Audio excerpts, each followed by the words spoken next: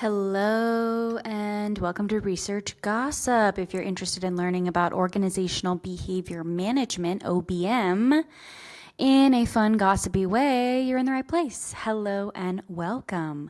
The purpose of me recording this for myself is because I want to have more efficient, optimized documentation of research that I've read, and also I want to disseminate that research in a low response effort, fun way to those that may not currently have access to this research, because research is really the only way that we evolve, and it is super important that we make it accessible to our BCBAs and RBTs without paying. It's also really necessary to be talking about current research that is being published and research trends. I am going to review what I have read and summarize it in a fun, kitschy way. Wahoo! In the spirit of accepting that things are not perfect, my first research notes that I have to share, I don't know which article it is from. So hopefully by the time you're listening to this, I will have figured out which article I was reading. The first article that I read in the past, since I started doing this in the past month, was about, you guessed it, burnout. So rumor has it there are more than a few risk factors affiliated with burnout. Shall we discuss them? Yes, because people don't seem to think burnout is a real concern. So there are changes in behavior from their normal, you could call it baseline behavior. If a person is usually engaging in certain behaviors and now they're not engaging in those behaviors, Quick et al. From 1987 says this could be a risk factor for burnout. If there are increases in errors, and that's from the medical literature, so increase in patient errors, avoiding clients. This is a risk factor for burnout, from Hastings and Brown 2022, Lawson and O'Brien 1994, and Rose et al. 1998. Risk factors of burnout also include work attendance and intent to leave. Work attendance is from Kozak et al. 2013. Intent to leave is from Lawson O'Brien 1994. And a risk factor to burnout is turnover, and that is from Wine et al. 2020. Increase in work tasks with no resources met could definitely be a risk factor to burnout. Poor supervision, difficult caseload, out of scope of competence. Yeah, that should be obvious. Interpersonal conflict with a supervisor. Hate when that happens. Lack of perceived supervised support. Did you know you don't even have to have real support? You could just have perceived social support and it mitigates your burnout. Really fascinating. Poor social support, inadequate training, and clients who engage in complex behavior. Now, there's recent research suggesting that RBTs and BCBAs who work with individuals who have complex behaviors. Recent research shows the fact that they are working with clients who have complex behavior does not lead to burnout.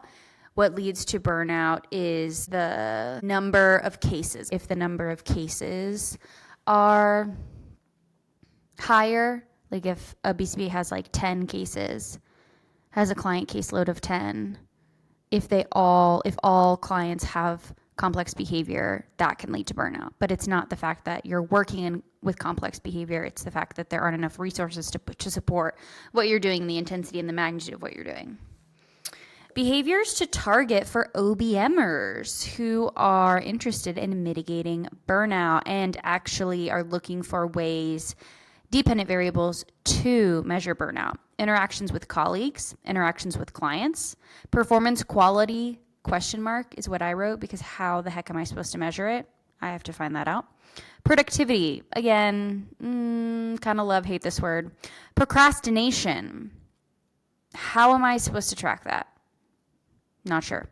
Number of work mistakes, yikes. I don't know if that's feasible either. We need behavioral indicators of burnout. and not mentalistic indicators. Some symptoms of burnout, which I do think is very important to share, even though most of them are private events. This is from Tavalia and Parker 2020. Symptoms of burnout include general fatigue, anxiety and stress, indifference, depression, irritability, decrease in motivation, cognitive difficulties, physical ailments, emotional inability and insensitivity, headaches, pains, and nausea. Some behavioral indicators of these symptoms could be engaging in crying, conflict, having an emotional response to feedback. But we still need better behavioral indicators, such as increasing latency to task initiation, decreases in productivity, number of retrainings, decrease in attentive behaviors during meetings and supervision. Again, these all seem quite difficult to measure. Function of burnout related behaviors could be stimulus control issues regarding task completion. Interesting. Okay. Consequences of burnout. There are proximal and distal consequences of burnout. So proximal consequences of burnout are escape from aversive work task and access to preferred tasks. Distal consequences of burnout are negative interactions with people at work, increase in workload, decrease in social support, and some behaviors that could lead to proximal and distal consequences are poor work performance, procrastination, and social withdrawal. Or is that a consequence of burnout-related behaviors? And there are also indirect consequences of burnout, like decreased work performance, which we know leads to decreased client outcomes. What does that say? I wrote it in highlighter. New ideas, what it says.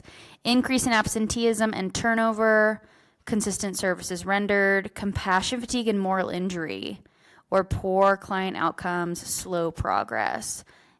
Okay, so those could all be intertwined. Next article is on teacher burnout, opening the educational leadership door, promoting the collaboration of OBM and education.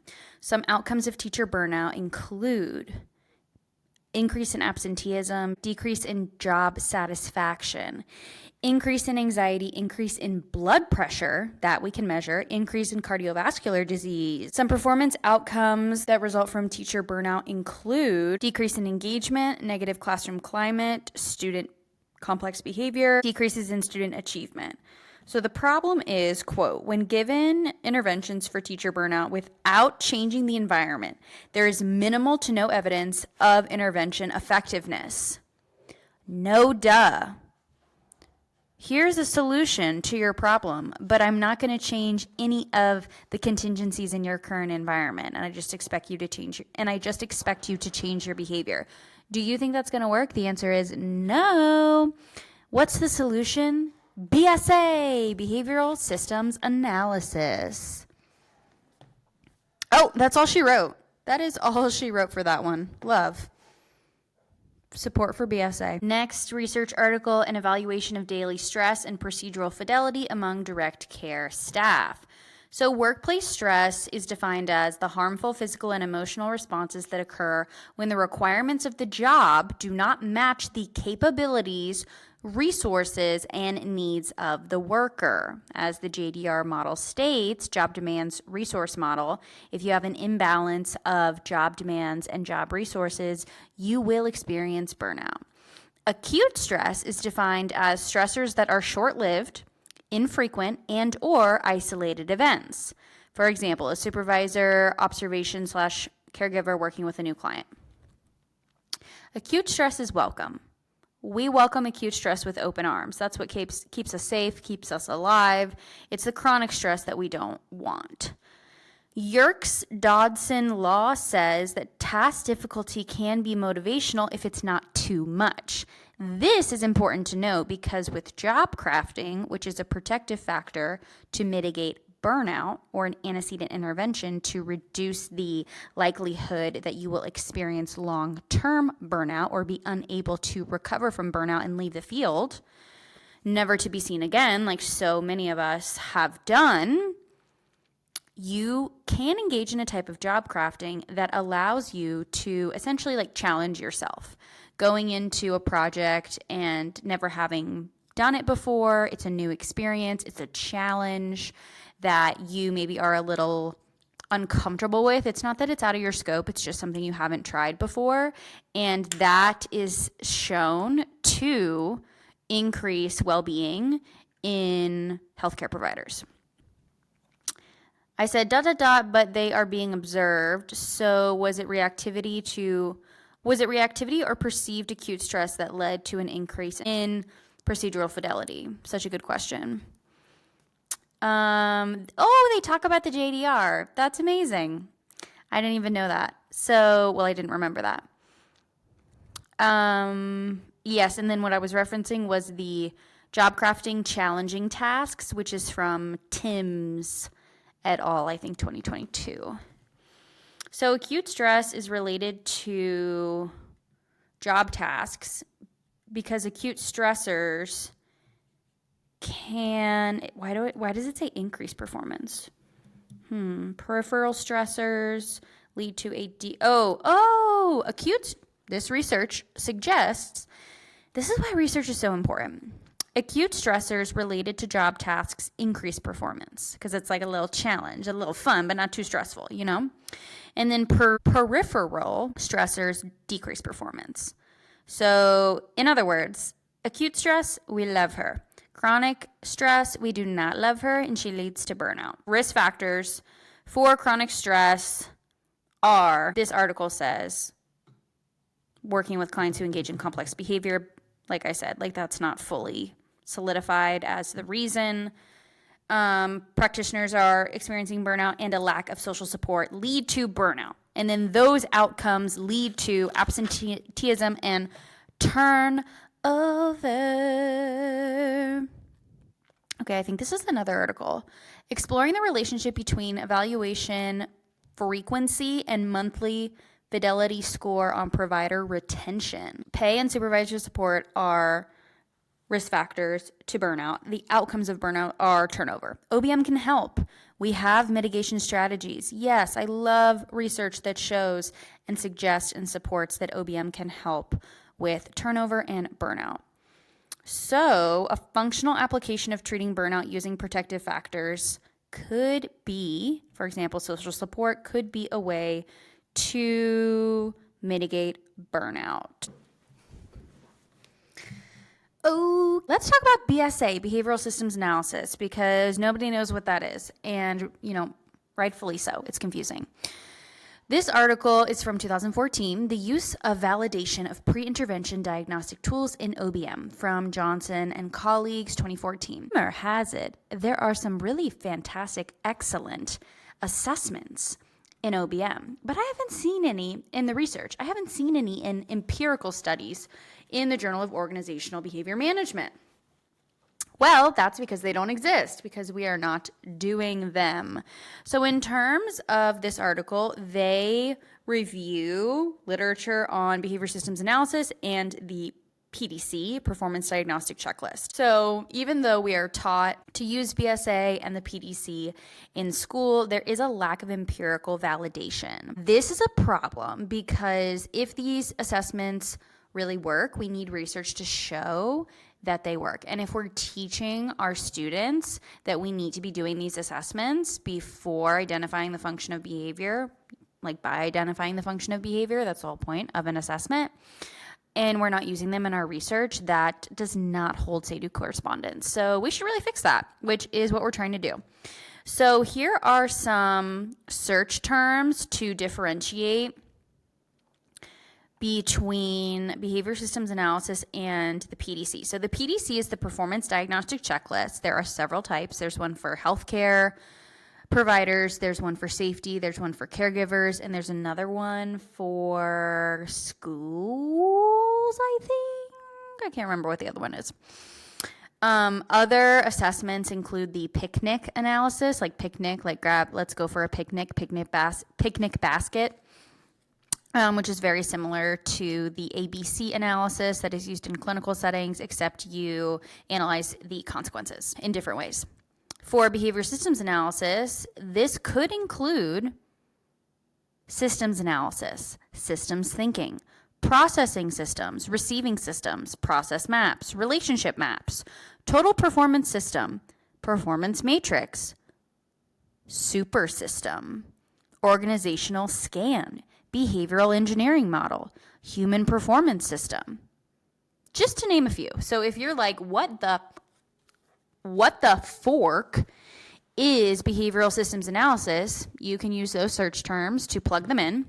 But essentially, behavioral systems analysis is analyzing the whole system and providing an intervention and taking data, observing and measuring based on every level in an organization. So you're not just focusing directly on staff, you're focusing on staff that are doing the process, you're focusing on the people above them, you're focusing on the organizational outcomes, the budget, the people at the very top, you're including all of them, and there are essentially different tools, which are tools and like theologies, I guess, curriculum, in which you can use behavioral systems analysis. But it is quite complex, and, we do need more education around it. Not a research study. This is a book called White Space by Remler and Braish.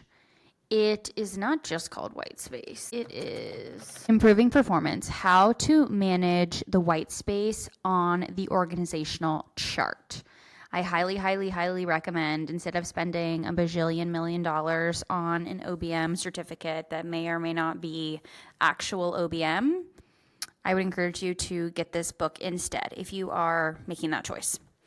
So Remler and Braish talk about a vision or a mission, and how their vision/mission is for the organization to be greater than the sum of its parts. And I love that. A major initiative, these are my notes. One of my major initiatives and I spelled initiative wrong, LOL, that I want to pursue is to increase optimization and decrease sub-optimization.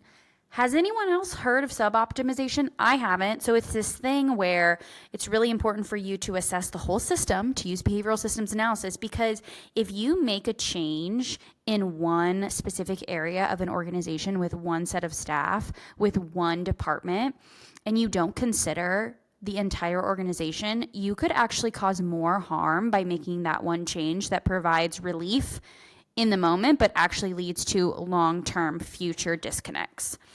So sub-optimization is saying that the whole is less than the sum of its parts. And we don't want that. We want the whole. Everyone involved together is more powerful than than each of us individually. So the first step in figuring out what you should do if you are pursuing behavioral systems analysis research like myself is figure out how the organization functions as an adaptive system. It is super important for systems to be adaptive, otherwise they crash and burn. Let's jump back into the BSA, Behavioral Systems Analysis, versus PDC, Performance Diagnostic article, The Use and Validation of Pre-Intervention Diagnostic Tools in OBM, from Johnson and colleagues in 2014. So they define BSA, in case you're like, what's BSA? Such a great question. You're not alone. BSA is defined as the method for improving performance that blends ABA and general systems theory. Now, applied behavior analysis is an application of the science of human behavior to predict and control socially significant behaviors. General systems theory is understanding organizational systems by examining the relationship between parts of the system, as well as the relationship between the system and the natural environment. So behavioral systems analysis is essentially creating multi-level solutions. I think that is the best, simplest, clear way to really understand what behavioral systems analysis is, providing multi-level solutions. Now, the performance diagnostic checklists are a series of diagnostic questions around antecedent equipment, processes, knowledge and skills, and consequences. And how you choose, and it helps you determine how you choose which intervention to increase performance. So important. This article says, listen, if you're going to use assessments in OBM, which you should, you also need to be using direct observation measures to make sure what the assessments are saying is actually happening, because as we know, assessments are indirect measures of behavior. Most of the time they are self-report and they can be unreliable. Okay, so both. Let's compare behavioral systems analysis and the performance diagnostic checklist. They both pinpoint disconnects. They identify necessary skills and resources for performing at work. They determine the relationship between performances and the environment. The pre-intervention assessments are not. Did you know that pre-intervention assessments are not even included in a majority of OBM articles? Question mark, question mark, question mark. Yeah, that's the T. So turns out the published use of these assessment tools are a rarity, as these authors conclude. And there are no, quote, no true exemplars of BSA or PDC experimentation existing in the literature. Now, this was from 2014, so there might be some literature now, there might be some research now, but if you're interested in this research topic, you better hop on that bandwagon, because there you go, whole line of research. The recommended design that they talk about that I was interested in was a multiple baseline design across settings where measures are held constant across the sites. And my question was, what the heck am I going to choose to hold constant, and how do I account for all of the potential extraneous and or confounding variables? Take data on how long it takes to complete the assessments and then compare. So a lot of people, okay, so here's the T. People like the PDC because it's much faster than using BSA, because as we said, using BSA is providing multi-level solutions. That takes time. It's not just one questionnaire. It's usually like a process map where you map out every single step. Like, think of a visual job aid as a process map, and you create a process map that for what's currently happening, and then you create a process map for what you want to happen. So it's way more time intensive. More people have to be involved. You can't just interview a direct provider. So the research questions that this article is hoping to answer, or is encouraging us to answer, are: do pre-intervention assessments in OBM enhance the selection of interventions? So when you do the assessment and it tells you which intervention you should choose, it tells you like a cheat code at the bottom. Is that assessment helpful at figuring out which intervention to utilize, what that function is? And then whether the added benefit of using these assessments is worth the cost. You can also compare whether a BSA versus PDC, for the same problem, you have the same solution, the same intervention recommendations. Some dependent variables that are suggested are the type of intervention selected, the total time to select the intervention, and then for the next study, the time to implement the intervention, and then the success of the intervention across assessments. Okay, other potential research questions are time efficiency. Does the mission statement need to be considered and communicated? And if so, how many levels? Comparing visual representation like the total performance system or process maps to job aids like text-based. Dependent variables, the time to create the tools with these assessments, the value or effectiveness of pinpointing disconnects. Question: are all levels of analysis necessary to conduct an assessment for a successful intervention to compare to only using one or two levels? Such a good question. And the levels that you can compare to are the macro system, the organization, the process, the task, the behavior, and management. Another question you could ask: empirically analyze BSA tools like the total performance system, process maps, and relationship maps. Another research question: the individual components of the PDC. An addition of some new items to the checklist, like burnout, job crafting, response effort, job demands and job resources, enhancing intervention selection and implementation. Another research idea question: pre-intervention diagnoses such as the BSA and the PDC identify more disconnects and whether they lead to better interventions is the question we have. Let's see if there's anything else that I wrote. And I don't believe there is, which means now I'm going to switch to My laptop. Did you know that Dr. Evangelica Demiruti has so much research on job crafting as a way to reduce burnout in the human performance management literature? So I have not read all of these, but I want to so badly. And so I'm going to manifest that here. Dr. Evangelica Demiruti is an author in all of these. A multi-level dual process model of leaders' proactive personality and followers' daily job crafting. Wait, I think I read this one. So the gist with this article is, this is from 2025. Wow, I love that. From memory, essentially this article, this research shows that if leaders have a proactive personality, and they define that, then they are more likely to have, and they have staff that have proactive personality, they are more likely to engage in daily job crafting.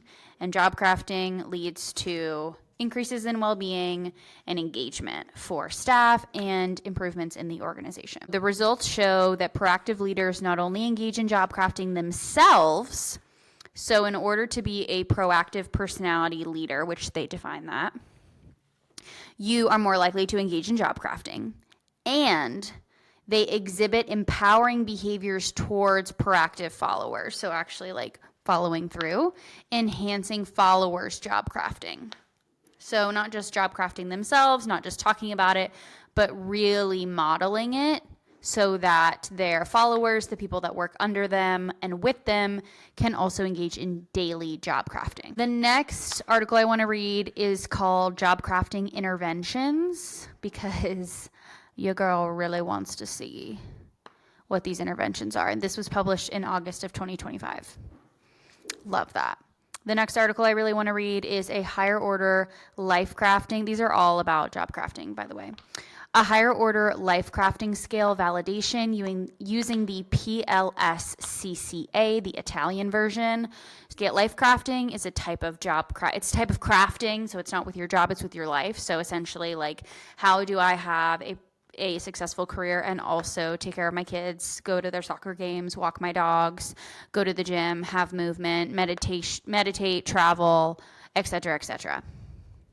And I'm really excited to look at what that assessment says. The next article I really want to read is Working Proactively in a Social Status Diverse Work Group, the Important Roles of Job Crafting Strategies and Emotional Intelligence. I think that this this article will be very helpful to discuss different ways based on your function of behavior and your previous learning history, how to job craft and why it's different is what I hypothesize. Another article I really want to read is surprising to no one, Revitalizing Burnout Research. And this is from 2025.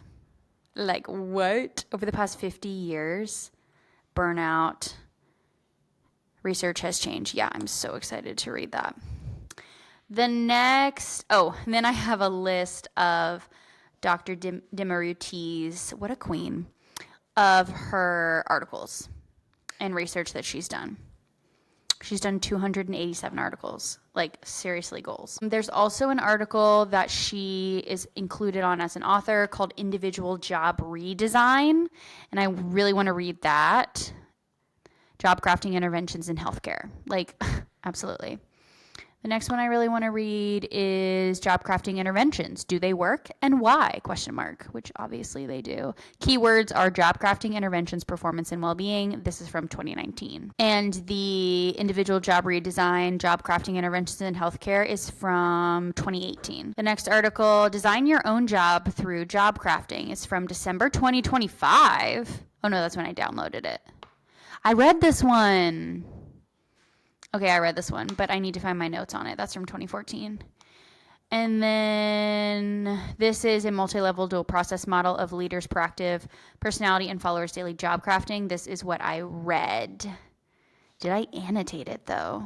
But I read it. That's for sure. The next one that I really want to read is the Life Crafting Scale, Development and Validation of a Multidimensional Meaning-Making Measure. This is from 2022, and this article actually gives you examples of the assessment questions, and then doesn't it also give me the real assessment? Let's see. Oh, it does. One thing I love about a research article and researchers is when they actually put the assessment that they're talking about, like exactly what it is, what the questions are, and how they're scored in the appendix. Like, chef's kiss, literally perfection. Now we're going to talk about new research that has come out to allow BCBAs and ABA providers to advocate for themselves in the way that they deserve. This article is called Behavior Analysts and Trainee Workloads, Baseline Reports, Ethical Implications, and Practical Solutions. New research. Did you hear? There's actually research to support the fact that BCBAs and RBTs are burnt the fork out? Yeah. And one of the contributing factors, I know this is a wild thing, nobody could have ever guessed, is workload. Too much work, not enough resources. Wow, sounds exactly like the job demand resource model, which predicts that if you have too high of tasks and not enough resources and compensation, personal and professional resources, you will experience burnout. So this article came out in September 24th, 2025, which is very, very exciting, by Schreck and colleagues. Behavior Analysts and Trainee Workloads, Baseline Reports, Ethical Implications, and Practical Solutions.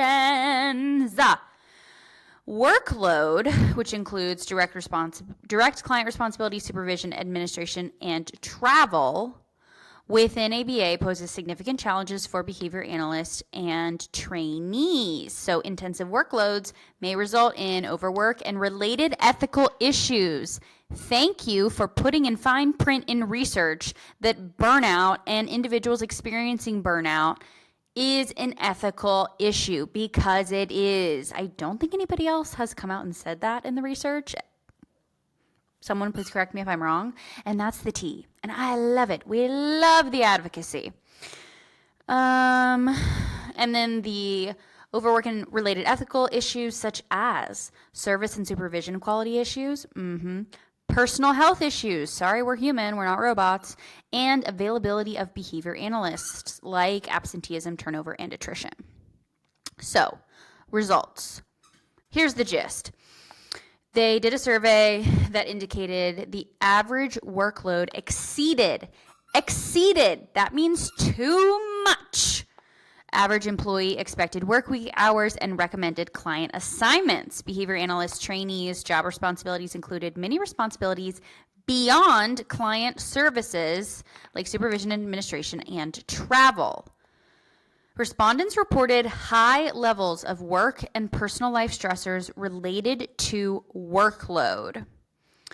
Workload variables, intervention. There needs to be intervention steps to mitigate overwork for the benefit of profession and its clients. Okay, so very, very, very excited that this research exists, so we can say, hey, research shows BCBAs and RBTs are doing more than is being documented, and some of it's not being compensated, but also they're being overworked and we're experiencing burnout. Like, shocker. Of course we are.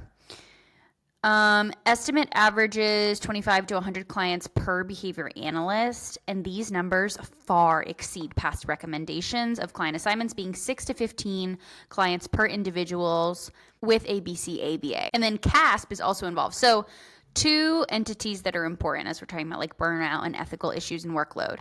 The Behavior Analyst Certification Board, the BACB, and the Council of Autism Service Providers, or CASP. The thing about a behavior analyst is we have to separate indirect and direct hours, and then 40 hours a week may be, so based on this recommendation, 40 hours per week may be able to provide approximately 150 recommended hours, 4.3 weeks per month, 35 hours per week of direct oversight of approximately 116 to 348 hours per week of treatment provided by others. So here are things that are not being taken into consideration. Travel. treatment comprehensiveness, and client progress within interventions. Indirect supervision. Behavior analysts this is what I was talking about earlier. Behavior analysts assigned clients who have more complex behavior require more treatment hours per week, and they should receive fewer clients per CASP. For every 10 hours of direct treatment implementation, behavior analysts should spend 1 to 2 hours on development and continual assessment of interventions per CASP. So this article kind of takes us through the recommendations and very, I think, obviously points out that our systems are not set up to follow and adhere to these recommendations for best practice, which is not fair to staff, and it leads to lower levels of quality of service. The other wonk from the BACB is that no industry not from the BACB, but like cited from the BACB, no industry recommendations were found to indicate how decisions should be made to assign behavior analyst trainees, client assignments, or workloads, other than the BACB field work hour maximum requirement of 130 hours per month. So there's nothing for us we haven't like organized the types of behaviors that the types of work behaviors we have to do, the response effort, and like what category they fall in and how much is too much, which we should do and probably should start by self-monitoring those things. We must consider behavior analysts' daily work responsibilities when assigning clients, which I don't know if we have the resources to do that. Maybe in some. There's also a lack of documentation, and this is a huge issue in academia, in my experience. Also, it's a huge issue in the workplace in general. We do not document things because it just takes extra time and effort, but it's seriously so important. And I think one of the only ways for us to continue to self-advocate as a field to reduce levels of burnout and make the workplace more conducive for behavior analysts by documenting things like administrative duties, auditing, bookkeeping, billing, report writing, insurance authorization, direct client care, assessment, treatment, implementation. We do that. Treatment plan development and analysis, collaboration, and training and supervision. Balancing client-specific and general work responsibilities should influence workload. There has been no research that exists to determine the baseline or decision-making for how or if these or other related variables like types of tasks, time required for task, complexity of client issues, influence in behavior analysts and trainee assigned workloads.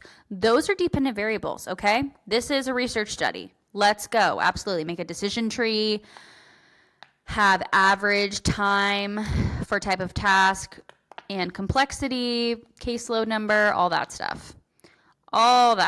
This research indicating the impacts of excessive workload suggests that overworked behavior analysts and trainees may engage in behavior leading to ethical issues. Of course they will. Okay, so significant questions remain related to baseline, like how long does it actually take to do certain things and how long should it take? Okay, so they do have a questionnaire that they put in the appendix, which we love. 4 points for Gryffindor. Yeah, I love that. Love that. So that can be replicated, which we really appreciate. Thank you, research. Result. For number of hours worked per week, behavior analysts reported on average full-time or more work hour loads, 45 hours a week. The highest number of clients for which behavior analysts have ever had a responsibility for assessment, treatment, and direct oversight at one time ranges from 0 to 70. I'm sorry, absolutely not. On average, behavior analysts reported supervising approximately 16 cases over the last year. Hours spent on specific tasks. Results indicated that behavior analysts spend the most time engaged in indirect tasks, which makes sense, but also, can we speed up that process? Can we optimize it for staff? Can we make it more efficient? Job crafting. Indirect tasks like paperwork, admin, personal training, and case collaboration required the most time. 46% of their work hours. Can we reduce that? Is that possible, is what I want to know. And then for compensation for workload for behavior analysts, the primary compensation was a full-time salary with benefits. The results for personal compensation for behavior analysts and trainees showed specific categories, tasks, may not be directly compensated. Excuse me, what? This is such a big deal because we know this has been happening, but like I said, now that this is in the literature, now that this is a actual research article, this is the ammunition we need to actually start and make real change. There's also a table reporting the average hours behavior analysts and trainees spend on tasks. So for paperwork and administration, we have analyzing, graphing data, developing and writing behavior plans, developing and writing treatment authorizations, completing administrative duties, emails, phone calls, scheduling, non-clinical paperwork, etc. Direct client services are providing direct services to clients, obviously. Providing supervision. Personal training is receiving personal supervision and reviewing the literature on evidence-based practices. Who's getting paid for that? I hope someone out there. Travel for like conferences, collaboration or consultation with professionals or mentors, and collaborating with training families or caregivers. So behavior analysts reported full pay for personal training like supervision and reviewing literature. Oh, that's good. Across all trainings and travel. So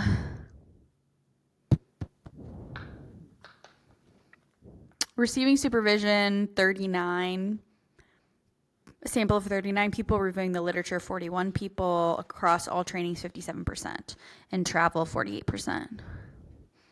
The most common individual tasks reportedly not included or only partially included with salary job requirements were completing administrative duties like emails, phone call scheduling, non-clinical paperwork, receiving personal supervision, reviewing literature on evidence-based practice, collaborating and consulting with professionals and mentors, and travel.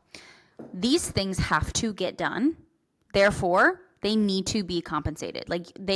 We cannot do our jobs without these things. Something that this setup reminds me of is the Eisenhower matrix of categorizing and prioritizing tasks. And I think that this list of options could be morphed into an Eisenhower matrix, and that could be really helpful as a training tool and as a way to self-monitor.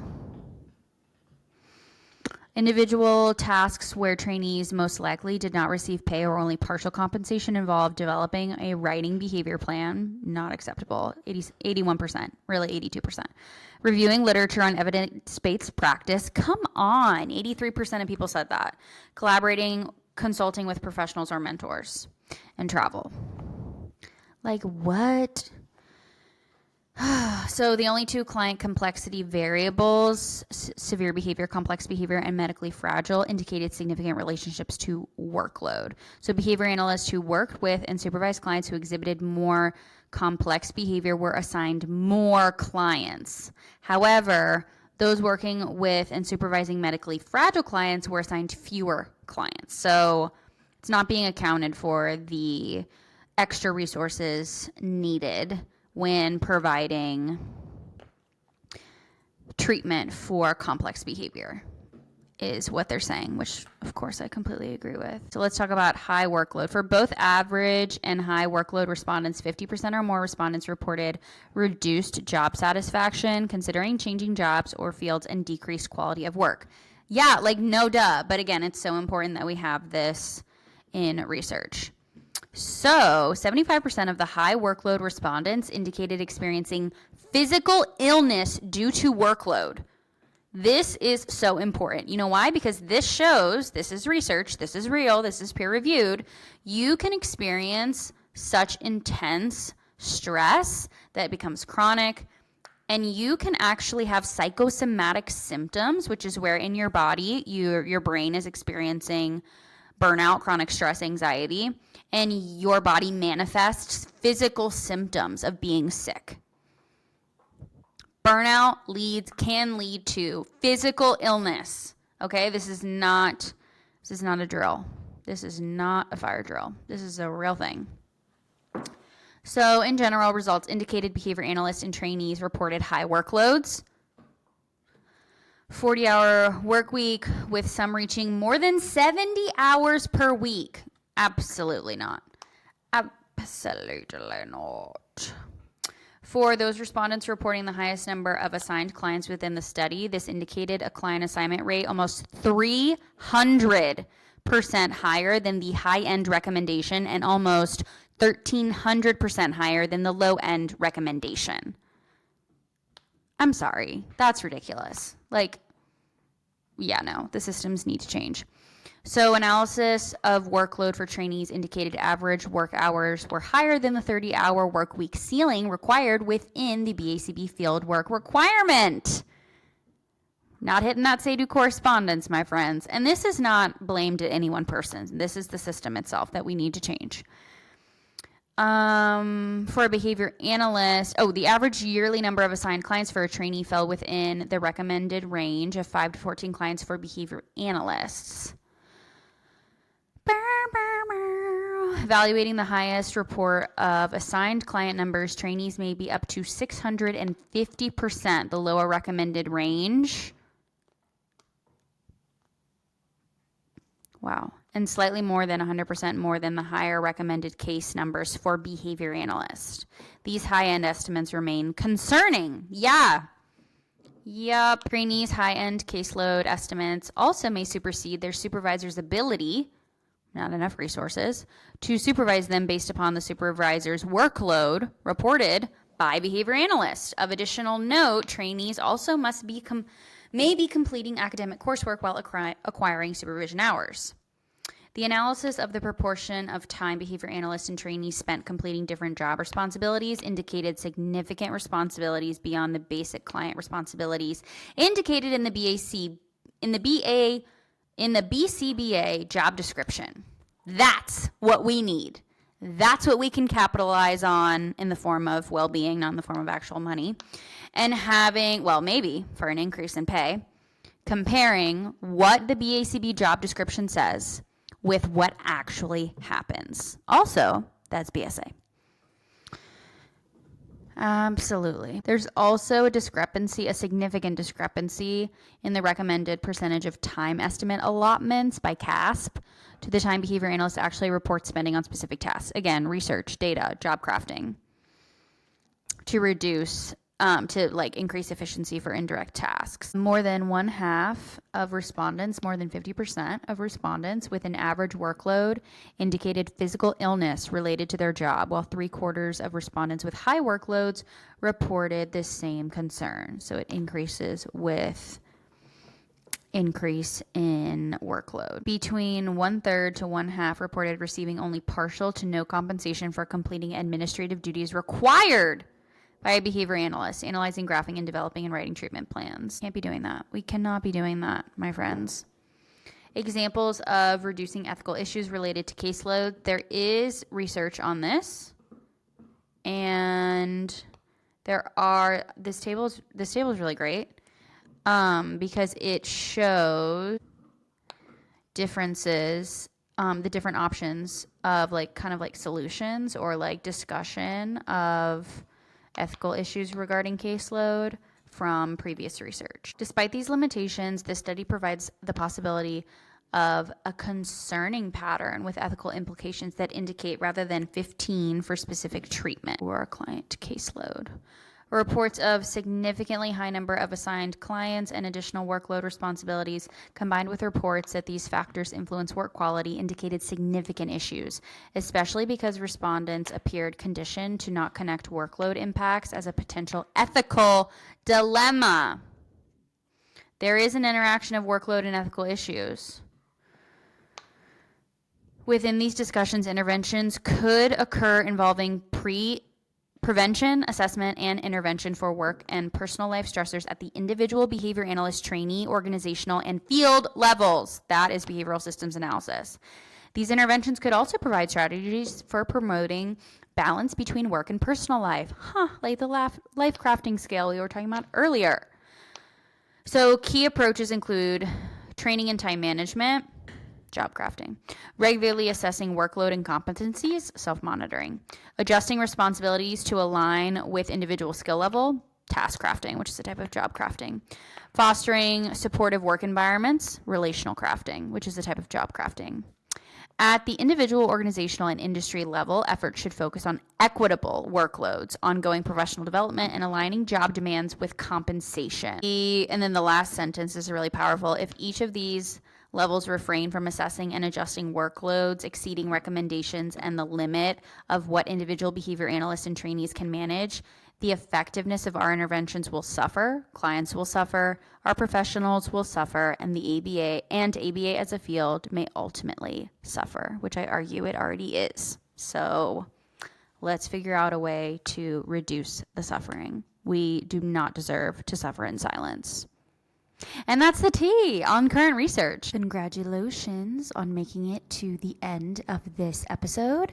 Let's review the BACB Ethics Code for Behavior Analysts to see which codes we touched on. As a reminder of our professional values, the core principles, according to our ethics code, are to benefit others, treat others with compassion, dignity, and respect, behave with integrity, and ensure their competence. Code 1.06, maintaining competence. Code 201, providing effective treatment. 213, selecting, designing, and implementing assessments. 217, collecting and using data. 219, addressing conditions interfering with service delivery. 4.01, compliance with supervision requirements. 4.03, supervisory volume. 4.04, accountability and supervision. 4.06, providing supervision and training. 4.09, delegation of tasks. 410, evaluating effects of supervision and training. The end. Thank you for joining me on this episode of Research Gossip. This episode does count as a continuing education unit, as I am an ACE provider, so this will count for 1 CEU. If you're interested in gaining a CEU from listening to this episode, there is information and a link that you can find on my Instagram. The Instagram is OBM Research Gossip or org. I also will be posting as a specific page on LinkedIn, and you can find information on all of the references, all the articles that I mentioned in a newsletter post that will go out on LinkedIn. And you can find other short form content on my Instagram.